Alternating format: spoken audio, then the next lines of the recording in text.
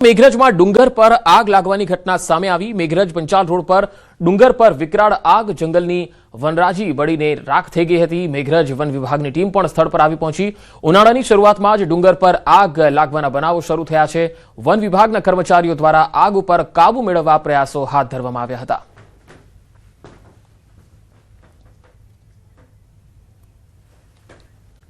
બોર્ડની પરીક્ષામાં ગેરરીતિ અટકાવવા તંત્ર સજ્જ જોવા મળ્યું।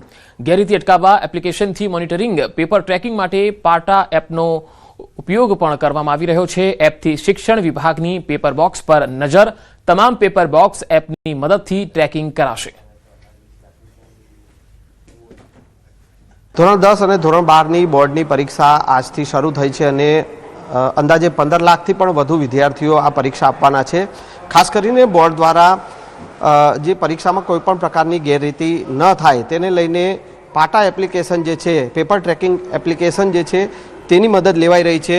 બોર્ડના સચિવ રાકેશ વ્યાસ સાહેબ આપણી સાથે છે, તેઓ પાસેથી જાણી। સર, જે પાટા એપ્લિકેશન ગેરરીતિને અટકાવવા માટે મોનિટરિંગ થઈ રહ્યું છે, કઈ રીતની આ એપ્લિકેશન વર્ક કરે છે, શું છે આ પાટા એપ્લિકેશન છે પેપરનું ટ્રેકિંગ કરવા માટે કે કયા તબક્કે પહોંચ્યું છે અને એના ફોટોગ્રાફ પણ એમાં લેવામાં આવે છે કે જેથી ખ્યાલ આવે કે પેપર સલામત રીતે અને સીલબંધ પરિસ્થિતિમાં પહોંચ્યું છે।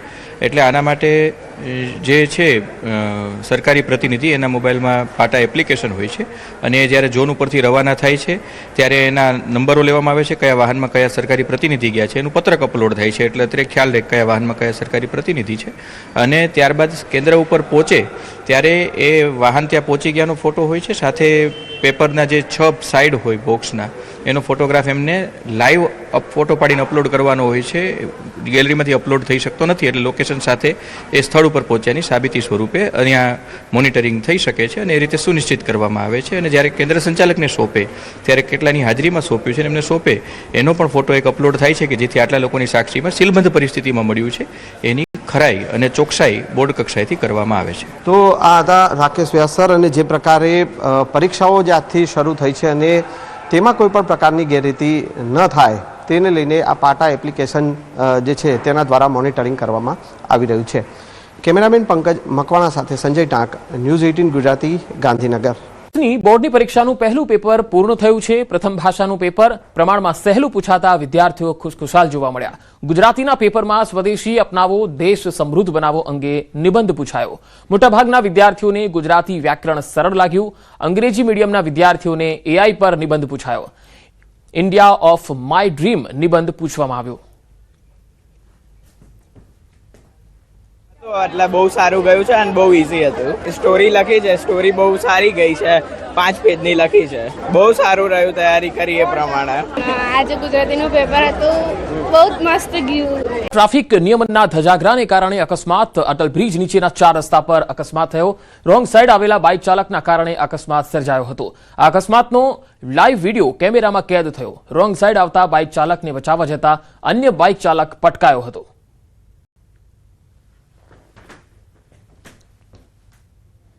ફરી એકવાર આ દ્રશ્યો તમે જોઈ શકો છો કઈ રીતે આખો અકસ્માત થાય છે। ટ્રાફિક નિયમનના ધજાગરાને કારણે આવા અકસ્માતો સર્જાતા હોય છે। વડોદરામાં બેફામ બનેલા બાઇક ચાલકનો એક વિડીયો વાયરલ થયો છે। ઝોમેટો ડિલિવરી બોયને સ્ટન્ટ કર્યા હતા। આ તસવીરો જુઓ। અટલ બ્રિજ નીચે વાંકી ચૂકી બાઇક હંકારી। પૂરપાટ ઝડપે બાઇક હંકારતા લોકોના જીવ અદ્ધર થઈ ગયા હતા। બેફામ બનેલા તત્વો સામે ટ્રાફિક પોલીસ લાચાર દેખાઈ રહી છે। તો આ તસવીરો તમે જોઈ શકો છો। વડોદરામાં બેફામ બનેલો આ બાઇક ચાલક સ્ટન્ટ કરતો દેખાય છે। ઝોમેટો ડિલિવરી બોય છે જે સ્ટન્ટ કરતો જોવા મળે છે અને અટલ બ્રિજ નીચે વાંકી ચૂકી બાઇક તેણે હંકારી હતી। બાદમાં દારૂ મુદ્દે યુથ કોંગ્રેસ દ્વારા સૈજપુર ખાતે વિરોધ કરવામાં આવ્યો। વિસ્તારમાં દારૂ વેચનાર બુટલેગર સામે કાર્યવાહીની માંગણી કરાઈ છે। દારૂ અને ડ્રગ્સ બંધ કરવા માટે પીઆઈને આવેદનપત્ર આપવામાં આવ્યું છે। 2 અલગ અલગ તસવીરોમાં તમે જોઈ શકો છો। યુથ કોંગ્રેસના કાર્યકર્તાઓ મોટી સંખ્યામાં એકત્ર થયા હતા અને સૂત્રોચ્ચાર કરતા જોવા મળ્યા। તો આ તરફ અમદાવાદના ગુજરાત યુનિવર્સિટીમાં એનએસયુઆઈના કાર્યકર્તાઓ દ્વારા વિરોધ પ્રદર્શન થયું. એનએસયુઆઈના કાર્યકર્તાઓ સામે યુનિવર્સિટી દ્વારા કરેલ કાર્યવાહીનો વિરોધ નોંધાવવામાં આવ્યો. યુનિવર્સિટી દ્વારા એનએસયુઆઈના 9 કાર્યકર્તાઓના પ્રવેશ પર પ્રતિબંધ અને એડમિશન રદ કરવામાં આવ્યા હતા. યુનિવર્સિટીની સત્તાધીશોએ આ નિર્ણય અંગે પરિપત્ર બહાર પાડીને અમલ કર્યો હતો. વિદ્યાર્થીઓએ માંગ કરી કે જે વિદ્યાર્થીઓ આ ઘટનામાં સામેલ ન હતા તેમના નામ પરત ખેંચવામાં આવવા જોઈએ. વિરોધ પ્રદર્શન દરમિયાન સરદાર પટેલ અને ડોક્ટર બાબા સાહેબ આંબેડકરના ફોટા સાથે દેખાવો કરવામાં આવ્યા. પાણીપતની ઘટનાના પડઘા સુરતમાં પડ્યા છે. હજીરાની એએમએનએસ કંપનીના કર્મચારીઓ હડતાળ પર છે. પાણીપતમાં એક કર્મચારીના મોત બાદ આક્રોશ જોવા મળ્યો. મોતનો વિડીયો વાયરલ થતા કર્મચારીઓમાં રોષ જોવા મળ્યો છે. સુરતથી આ તસવીરો આવી રહી છે. કર્મચારીઓએ કામ બંધ કરીને હોબાળો મચાવ્યો છે. વિવિધ માંગણીને લઈ કર્મચારીઓ કામથી અળગા રહ્યા. રોષે ભરાયેલા કર્મચારીઓએ તોડફોડ કરી છે. પરિસ્થિતિ બેકાબુ બની જતા પોલીસ પણ સ્થળ પર પહોંચી ગઈ હતી. કંપનીના અધિકારીઓ કર્મચારીઓને સમજાવવાનો પ્રયત્ન કરતા જોવા મળ્યા. જોકે 40 ટીયર ગેસ છોડવાની ફરજ પડી છે. 4 રાઉન્ડ ફાયરિંગ પણ કરાયું છે. 20 કર્મચારીઓને ડિટેઇન કરવામાં આવ્યા છે. બે અલગ અલગ તસવીરોમાં તમે જોઈ શકો છો. અહીંયા પાણીપત ખાતે બનેલી ઘટનાની અસર સુરતમાં જોવા મળી છે અને સુરતમાં જે કંપનીમાં કામ કરતા કર્મચારીઓ છે એએમએનએસ કંપનીના કર્મચારીઓ હડતાળ પર ઉતરી ગયા, કામથી અળગા રહ્યા અને હોબાળો મચાવ્યો હતો. કર્મચારીઓએ કામ બંધ કરીને ઉગ્ર સૂત્રોચ્ચાર કર્યા હતા, જેને લઈને પોલીસ બોલાવવાની ફરજ પડી હતી. એક કર્મચારીનું પાણીપતમાં જે રીતે મૃત્યુ થયું ત્યારબાદ અહીંયા રોષ જોવા મળ્યો. एमएनएस कंपनी में जो वर्कर है वर्कर स्ट्राइक पे गया था, उसकी जो वेतन बढ़ाने के लिए और का जो काम का समय है उसमें बढ़ोतरी करने की वजह से स्ट्राइक पे गए थे. पुलिस को जानकारी मिली तो तुरंत हजीरा और इच्छापुर पुलिस और सूरत शहर के अलग अलग ऑफिसर और पुलिस को एमएनएस कंपनी में भेजा गया है. टीयर गैस छोड़े हैं हमने, कितने छोड़े नहीं, टीयर गैस छोड़े हैं. टीयर गैस छोड़ने के बाद कंट्रोल में परिस्थिति है. सर इधर हम लोग काम करने आते हैं इधर कंपनी के अंदर, लेकिन हम लोग का जो ड्यूटी है मांगे है 12 घंटा ड्यूटी करवाया जाता है हम लोग से. 8 घंटे का पैसा ले लिया जा रहा है लेकिन हम लोग को मिल नहीं रहा है. बाकी बोनस वगैरह भी नहीं हम लोग को मिल रहा है. और हम लोग काम बात है सर. आपका नाम?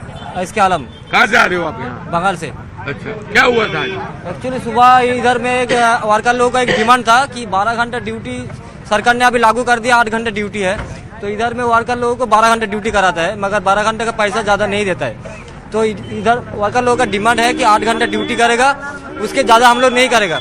उससे ज़्यादा अगर 4 घंटे करेगा उसका ओटी मिलना चाहिए, मगर इधर नहीं देता है. इसीलिए इधर पहले से हड़ताल हो रहा था. पुलिस भी जो हमारे पीआई थे वो घटनास्थल पर ही थे और बहुत कोशिश की पुलिस ने उनको समझाने की कि बिल्कुल आप लोगों की बात सुनी जाएगी और उसमें अगर कुछ भी होगा तो डेफिनेटली कंपनी भी साथ बैठकर इसमें आपकी बात सुनी जाएगी. बहुत कोशिश की पुलिस ने, बट जैसे ही फिर ये थोड़े बिल्कुल वो हो गया एंड जब इनने पत्थर मारा शुरू कर दिया तो उसके बाद तुरंत हमने पुलिस एक्शन लिया. स्विफ्ट पुलिस एक्शन के चलते हुए ऑलमोस्ट 20 लोग हमने पकड़ लिए हैं और इसमें स्ट्रिक्टेस्ट एफआईआर दाखिल कर आगे की कार्रवाई की जाएगी. પાણીપતનો વિડીયો વાયરલ થયા બાદ સુરતની હજીરા વિસ્તારમાં આવેલી એમએનએસ કંપનીમાં કારીગરોએ હડતાળ કરી હતી અને 5000 કરતાં વધુ કારીગરો જ્યારે રસ્તા પર ઉતર્યા હતા, હંગામો કરી રહ્યા હતા. આ ઘટનાની જાણ કંપની દ્વારા પોલીસને કરવામાં આવી હતી અને પોલીસ તાત્કાલિક ઘટના સ્થળે પહોંચી હતી પબ્લિકના ટોળાને શાંત કરવા માટે. પણ જોતજોતામાં આ ટોળું એટલું ઉશ્કેરાયું હતું કે પોલીસ કર્મચારીઓ અને અધિકારીઓ પોતાની ખાનગી ગાડી લઈને કંપનીમાં પહોંચ્યા હતા. પણ આક્રોશ એટલો બધો કારીગરોમાં હતો કે જે ગાડીઓ સળગાવવામાં આવી છે એ કંપનીના કોઈ કર્મચારી કે કોઈ અધિકારીની નથી, પણ આ તમામ ગાડીઓ પોલીસ કર્મચારીઓ અને અધિકારીઓની છે કે જેઓ અહીંયા લોકોનું ટોળું શાંત કરવા આવ્યા હતા. પણ લોકોનું ટોળું એટલી હદે ઉશ્કેરાયું હતું કે જોતજોતામાં ગાડીઓમાં તોડફોડ શરૂ કરી દીધેલી હતી. મારી નજીક ઊભેલી જે ગાડીઓ છે, લાલ કલરની ગાડી દેખાય છે એ પોલીસ કર્મચારીની છે. આ અધિકારીની ગાડી છે, પાછળ રેલી ગાડી છે તે પણ પોલીસ કર્મચારીની છે. એટલે કે પોલીસ કર્મચારીઓ ક્યાંક કોઈક નાઇટ કરીને ઘરે પહોંચેલું કોઈક અન્ય કામમાં હતું, એટલે કે જેવો કોલ મળતાની સાથે તેઓ ઘટના સ્થળે પહોંચ્યા હતા. એટલે કે પોલીસ સ્ટેશન જઈને સરકારી વાહનોમાં આવવાની જગ્યા પર પોતાના ખાનગી વાહનો લઈને પહોંચ્યા હતા. પણ લોકોનો આક્રોશ એટલો હતો કે ગાડીઓ કંપનીની છે કે કોની છે તે જોયા વગર આ તમામ ગાડીઓ પોલીસ કર્મચારીઓની છે અને તેમને સળગાવી નાખવામાં આવી છે. એટલે કે કારીગરોનો ગુસ્સાનો ભોગ પોલીસ કર્મચારીઓ બન્યા છે. કેટલાક કર્મચારીઓને વાગ્યું છે. 40 કરતાં વધુ ટીયર ગેસ ફોડવામાં આવ્યા છે. ત્યારે કહી શકાય કે આ તમામ ગાડીઓ પોલીસ કર્મચારીની સળગાવી નાખવામાં આવી છે. જોવાનું એ રહ્યું કે હવે આ મામલે કયા પ્રકારની તપાસ થાય છે. પણ ચોક્કસપણે લોકોનો આક્રોશ ખૂબ જ હતો અને આ તમામ ગાડીઓમાં પોલીસ કર્મચારીઓ પહોંચ્યા હતા લોકોના ટોળાને શાંત કરવા અને લોકોના પબ્લિકના રોષનો ભોગ પોલીસ કર્મચારીઓ અને તેમની ગાડીઓ બની જોવા મળી રહી છે. કેમેરામેન જીગર ગુગલ સાથે કીર્તેશ પટેલ, ન્યૂઝ 18 ગુજરાતી, સુરત.